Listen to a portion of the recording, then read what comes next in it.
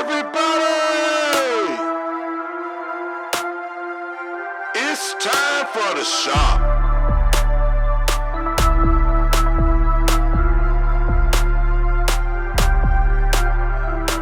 Everybody,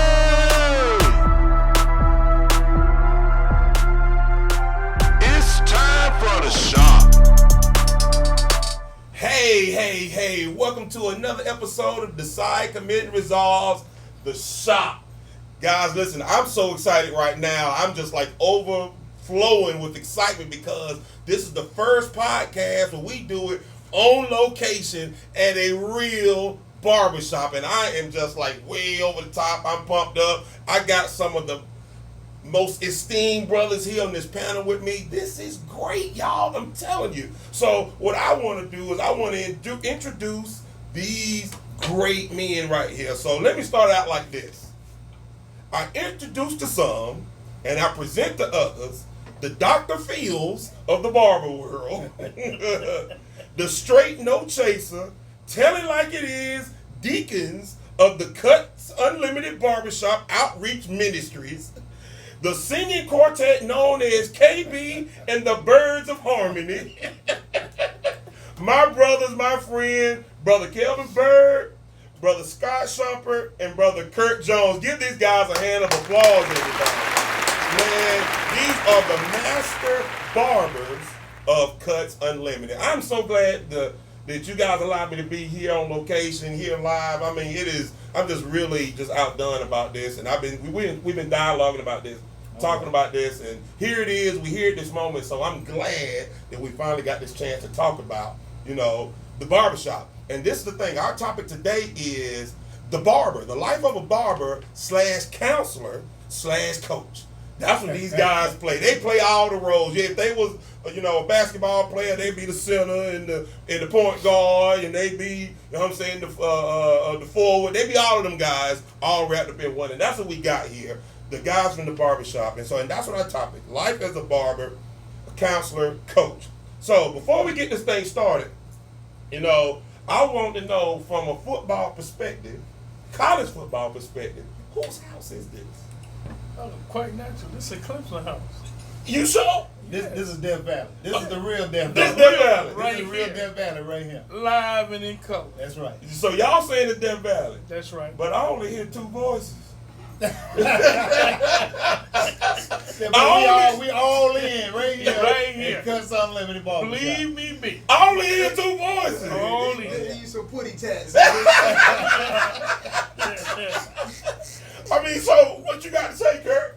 They're on top right now. All right. They're So on it's top. Death Valley, y'all. Death Valley. I don't want to say. Yeah. So, all right, we're going to go ahead and get this thing started. So, Brother Bird, this question is to you. Tell us a little bit about yourself. Well, my name is Kelvin Bird. I'm from Lawrence, South Carolina, which is about 15, 20 minutes from here.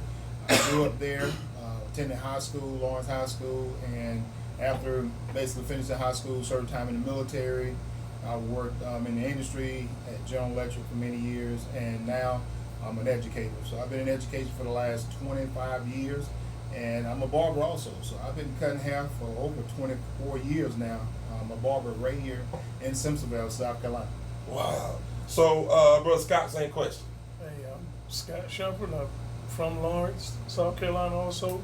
I went to Lawrence High School and I graduated from Allen University. It's been a journey for me because I got into barbering a long time ago, and I've been cutting hair now 18 years. Wow. And I really enjoy it. And here you have it right here. This is my home now. I've been here 7 years with Bird, but this is my home now. That's what's up. So, Brother Kurt, same question.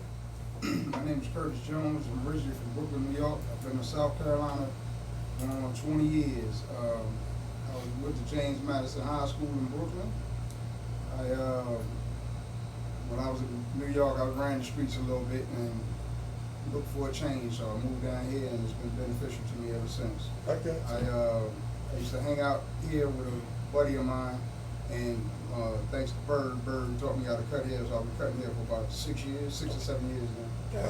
Gotcha. So, Brother Kurt, so what drew you to barbering? like I said, I used to hang out up here, and you know, I seen the guys cut, and we used to sit up here, used to play PlayStation, just hang out, just do things, because you know it's different from the city. Wasn't much to do down here, so as I was, you know, just hanging around most of the time, you know, you seen some of the barbers come and go. Mhm. So at that time, you know, Bird actually said, "Man, you want to learn how to cut?" I was like, "Well," at the time I was working for the city of Greenville, and you know, I was like, "Well, it's a little extra money," so I said, "Well, yeah, you know, ain't no problem. I ain't never had no problem learning that." Mhm. So you know, he taught me how to cut, and been on ever since. I got you. Brother Scott, same question. What drew you to barber? What drew me to barbering, I ended up getting out of a job when I managed a finance company. I was in the finance business. And Bird and Russell were going to barber school over there. And boys, these guys used to come over and see and talk to me all the time. And Russell all the time used to say, "Man, you need to be cutting." I was cutting at home, so I just made the leap. I jumped, made that step. And I've been here ever since. I've been doing it ever since. I got you. And I got out of the job. I said, and it gave me the ability to work for me, and I could really talk to people more. That's what it opened up some avenues for I me. got you. So, Brother Bird, same question. What drew you to barber? Well, my dad kind of forced it on me. I started cutting hair, I think I was probably 10 years old. Really? And he had me and my brother in the bathroom cutting his hair. And he made us cut his hair when we didn't want to. We cut each other's hair. And ever since then, it kind of just grew on me. Okay. And, when I came out of the military and started working in the industry and went back to school to get my education, I graduated from Clemson, I decided to go back to get my barber license. Gotcha. To basically, you know, make it official and try to run my own business. So Okay. I wanted to be what you call an entrepreneur. Okay. I work in the school system and I cut hair too, so it just came a part of me and it's been in me ever since. I really enjoy it. The best thing I like about barbering is socializing with people in the community. Yeah. I mean, and that just kind of makes it a lot more special when you're coming in here cutting. It don't feel like I'm in here cutting. It seems like I'm in here basically socializing and hanging out, and getting to know people in the community, getting to understand what people are going through. So it's a very unique situation to be a barber because it allows you to be a lot more things than just a barber. Gotcha. So I guess that's a perfect segue into this next question. So, Brother Scott, in the past, you know, the barbershop was considered to be a relevant pillar, you know, or a meeting place in the community. You know, is the barbershop today still an active pillar and a meeting place for people to share stories? Yes, it is, because sometimes you have someone who may come in and they're looking for some comfort, or they may be looking to make some friends, or maybe looking for a place to go with a good environment that's conducive to them. Yeah. And that person comes in and they started like interacting with everybody, and everybody interact with them. They get to know one another, and they love that. Mm-hmm. And we've had several customers that moved in this area that love it when they come here, and we love them also. So would you say that environment starts with y'all? Yes. Yeah. Yes, I would say Yeah. very much Yeah. so, because Very much so. when you come in here in this atmosphere, it's nothing like it. I'm at home. Yeah. I feel at home. I can say that because I worked in a couple of other places before I got here, and I've been here 7 years now. I'm at the right place. That's unique. And I found every time I come in here, it's not like I'm just coming into like a random place. It's not just home, but I feel like I'm with my family, my brothers, cousins or something. Right. Because it's always an awesome topic going on in this here barbershop. Correct. Yeah. And that's the one thing I like about it. So, Brother Kurt, this question is to you. You say you're from Brooklyn, and we know that there are cultural differences between New York and here in South Carolina. Do you feel you are still making an impact in this area despite, you know, the cultural differences, you know, dealing with, you know, people and whatnot? Yes, I have. I coached my son for 4 or 5 years in rec league basketball with a buddy of mine named Bone. and coach, we won 4 championships. Wow. Yeah, so we did big things. In Fountain, man. Yeah, throw that 4 championship out there. Big things. Big man. things. We the first one to do. 4 rings. Hey, 4 rings. Hey, and took them to Myrtle Beach first time. That's what's up. But yeah, you know, I always, and being that my son was young at the time, you know, I see other kids and they came in. It was a culture change for me because growing up in New York and was different from New York and the South. In New York, you know, people tend to mind their business. Yeah. And if you don't, you know, if you don't personally know somebody, you know, it's like you don't affiliate with them unless you know them through somebody else, and you don't, you know, get in a space or whatever. So you kind of like stay in your lane, and you know, is always is somewhat to a sense. If you once you see what life is really about, it's like a selfish atmosphere. But you know, and you still have to be, you know, somewhat the same way wherever you go. But what I learned, it being in the barbershop, brushed up on my social skills. Yeah. I was like, you know, at times I ain't, like I said, if I ain't know you, I ain't want to be bothered. I ain't talk to you, I ain't say nothing. You know, if I knew you through somebody or whatever, I still, you know, it kind of like, you know, be a little easy with you till I got to know you. Mm-hmm. And, you know, being in the shop, like you say, you network with people, you know, you get to know people, know people, you know, they talk more to you about certain things. But what I found was key was when somebody talks to you about something, is confidentiality is key. Yeah. Because, you know, if you come in and talk to me about a personal issue and, you know, you feel you confide in me and then next week you hear, yeah, man, talk to Kirk, man, he told me, hey, you know, I'm talking to somebody, so somebody gonna say, yeah, he told me, you know, you're going through things and that. You looking at me like, exactly. Man, I can't, you know what I'm saying, I can't trust you, I can't talk to you. So, you know, that's one of the things I learned. Plus, you know, you learn how to, you know, speak, be a little nice to people, you know, be courteous, and, you know, things of that nature. But like I said, growing up in the street, those are some of the, you know, the things that was kind of like, you know, with me was like, you know, I'll brush it off. I'll be like, yo, what's up, keep it moving. You know what I'm saying? And, you know, stuff like that. So they helped me out, you know, a couple different ways. So that's interesting, you know, how despite the cultural differences, Kurt made adjustments and now he's impacting young people, and not just young people, but older people that come in here as well. And, you know, because me as a witness, you know, when I come in here, I see Kurt cutting up, you know what I'm saying? You know, he's actually being himself. Oh, yeah. But when I first met Kurt, I'm like, dude, real standoffish, you know what I'm saying? But now that we done become friends, you know what I mean, I see definitely a big difference. So that's something how the barbershop can bring that out. Oh, yeah. Oh, yeah. That's right. So they call me the Mad Ball. That's his nickname. That's his nickname, the Mad Ball. That's really So, Brother Bird, this question's for you. Yeah. I'm sure you've heard a lot of people's problems over the years of barbering. What are some things you've said or done to help someone overcome their problem or issue?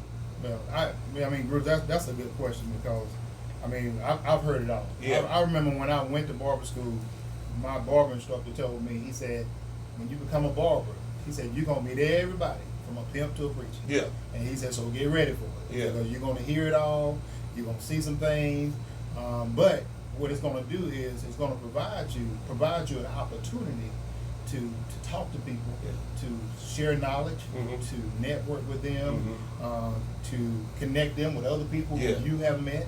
And I found out that in this type of environment, in a barbershop, that's what it does. Yeah. It allows me at times to talk to young people, talk to them about education, since I'm in education, talk to them about life in general, you know, what you're going to face coming up. Don't make some of the same mistakes that we have made as adults, because we all have made mistakes, and we all going to make mistakes. But what we want to do is we want to make sure that those mistakes that the young people are making, they're very, very small. Very, very minimal. We don't want them to continue to make a lot of mistakes that we made. Yeah. And when you look at a lot of the older people, it allows us just to be a listening ear. You know, sometimes older people just want somebody to listen to. Exactly. Somebody to listen to them, someone who they can share information that they may be going through, for us at home or on their jobs or even in their churches. Yeah. And sometimes they just want somebody just to talk to and just listen to them. And so it has allowed us to do a lot of those things, but I'm going to tell you what it has also done too. It has allowed us as barbers as a whole to create an environment for people to open up. Man. As a whole. Because this type of environment that we have, we want people to feel comfortable where they can come in here and talk about religion, politics, personal lives, I mean, things about their kids. Yeah. We try to create that type of environment And then we may not agree with them sometimes, Mhm. but we want people to understand that it's okay to disagree. Yeah, exactly, You know, exactly. because we're all going through the same thing or Mhm. going through something. That's right. And so we want them to understand, hey, share what's on your heart, Yeah. but at the same time, we respect you, we respect us, and the only thing we want to do is create an environment we can come in and just kind of relax and enjoy yourself. And that's interesting because I've been to barbershops where I've sit down and everybody looking straight ahead. Oh, yeah. It's Oh, all robot style in there. Mhm. Ain't nobody really saying nothing. And it just didn't feel right. The atmosphere very thick. It was just It's thick, atmosphere, you know. yeah. But you guys have a very light atmosphere, and I think it's real conducive to be able to really relate to everyone. So you guys definitely doing a great job with that. So, Brother Scott, this question to you: what role has the barbershop played, or has this barbershop played, in developing and mentoring young men? Oh my God, man. How can I tell you? When you see a young man come through that door, Mhm. he may be broken. Yeah. He may be dealing with something. And by the time he get in these chairs over here, you know, sometimes you cutting, you asking how you doing, young man, how's it going? Then you peel around, then eventually he gonna tell you. Yeah. And then you tell him, oh man, it's nothing. And then you help him and you give him advice and you help him through what he's going through, and you try to encourage him and push him and make him stronger and better when he leaves. And make him know that he still can stand when he leave that door. Come on, bro. And, There you go. and when he leave out that door, Yeah. he gonna be a better man. Wow. He I- coming in different and leaving out different. I've personally witnessed each one of y'all talk to young men and give them the most sound advice. You know what I'm saying? Brother Bird, Oh, yeah. even, my oldest Josh, how you encouraged him about, doing some stuff at Greenville Tech. Oh, You yeah. know what I'm saying? With some military stuff. Oh, yeah. I've seen you guys talk to these young men, encourage these young men. That, a lot of people don't realize the impact that a real barber can make in a person's life. Oh, yeah. And you guys are definitely doing that. Mhm. So, Brother Kirk, this question is to you. What has been the motivating force for you to continue that culture of fellowship, friendship, and brotherly love in the barbershop? What's the motivating force for that? Just having the freedom to do as I please, because like I said, I was working, for the city of Greenville, and I'm retired now. I got medically retired because I had some health issues going on. But, basically I can do, my schedule is what I want it to be. Gotcha. Get up in the morning, I go to the gym, I work out every day, Mhm. and then I come, if I feel like I come here, work at the shop or whatever. And, when the shop is pretty busy, like you said, we fellowship with guys, and a lot of times you meet good people, and people that can help you in situations, and that you can help them in situations, because everybody got a story, but sometimes people don't like to tell their story. I don't mind telling my story. Gotcha. I did time, I ran the streets and all that, and I try to, seeing what's going on in the world today, try to guide, the younger generation, letting them know it ain't all what it seems. You know what I'm saying? Yeah. So, everybody gonna make their own choices, but you gotta remember that you gotta deal with the consequences. Exactly. And if you ain't ready to deal with the consequences, the best thing you do is go out there and do what you're supposed to do. Gotcha. Because it's easy. Everybody want to live comfortable, and everybody want to live peaceful. Mhm. But sometimes situations arise where that can't happen. Yeah.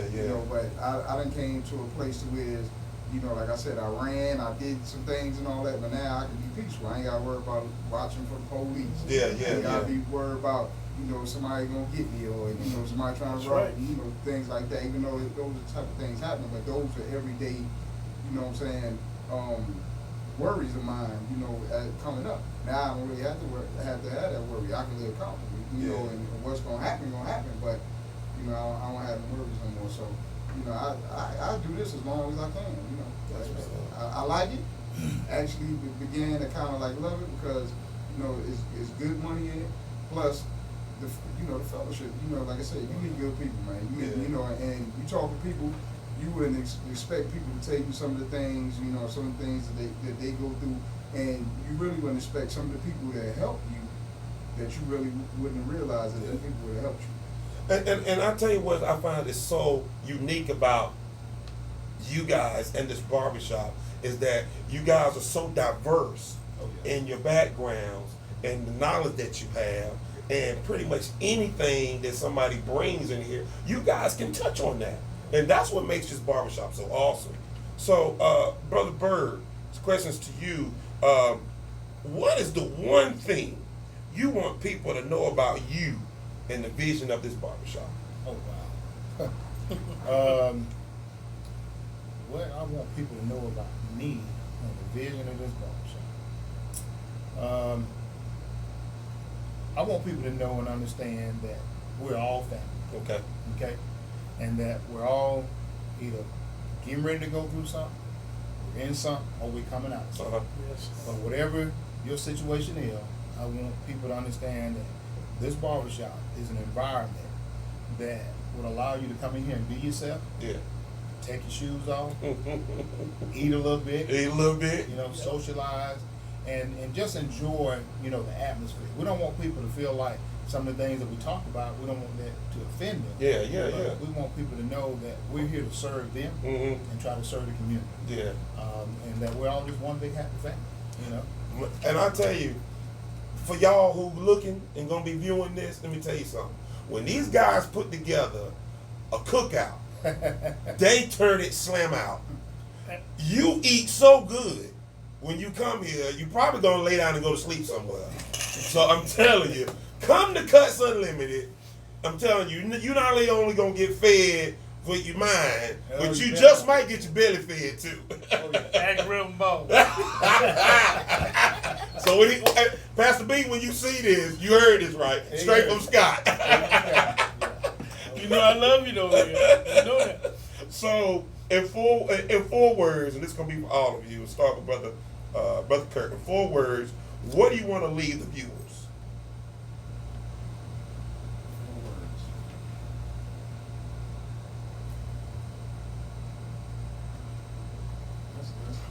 That's all right there. In 4 words. Always help somebody. Always help somebody. Always help somebody. It's beneficial, and you'll reap the rewards, and you'll love the rewards, because you know helping people. You know, you get a joy out of helping people. And you know that's what it done for me. All right. So Brother Kirk, 4 words. What you want to leave the viewers? Scott. Crank it I'm up. sorry, Brother Scott. Sorry. Crank it up. Make it happen. Crank it up and make it happen. It'll do it. It'll believe me. If you stay positive and stay focused and crank it up, it's gonna happen because you're doing your part. God got the rest. Come on. That's it. Crank it up and make it happen. That's right. Always help somebody. That's 3 words, but you can break it up. We can break that up. Brother Bird, 4 words. What do you want to leave the people? Bruce, I got more than 4 words. Well, if you want When you come in the to, barbershop, you're gonna get a little bit more than what you have. So I just got a phrase. All right, what's your phrase? So I want to leave this with everybody: is that if the people in your circle do not inspire you, you're not in a circle, you're in a cage. woo! I done heard it. Oh, I'm done. Yes, sir. Man. That's good. That's good. Man. So guys, let me tell y'all something. This barbershop and these men here are iconic.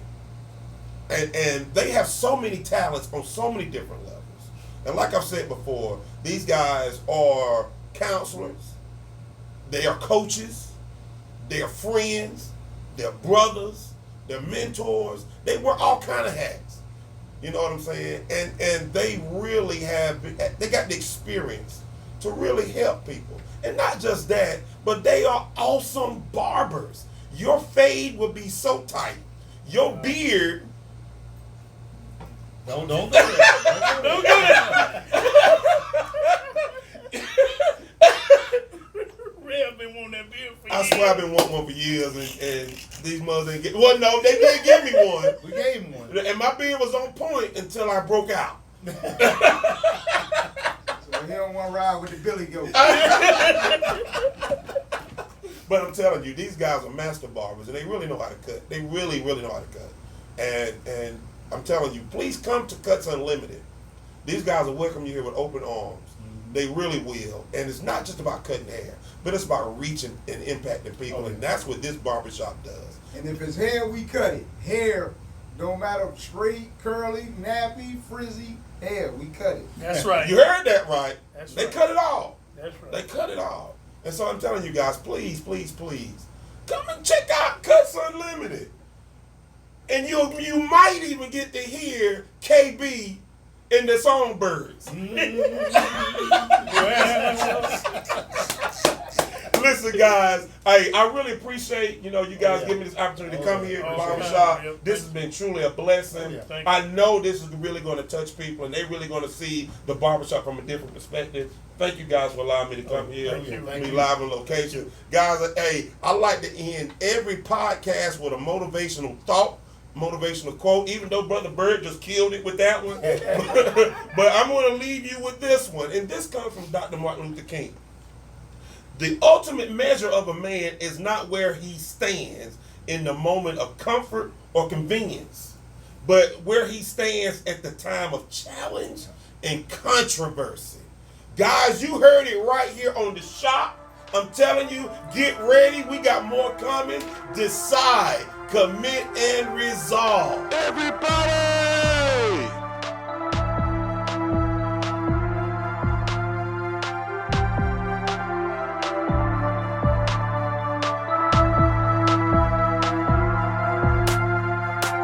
It's time for the shop.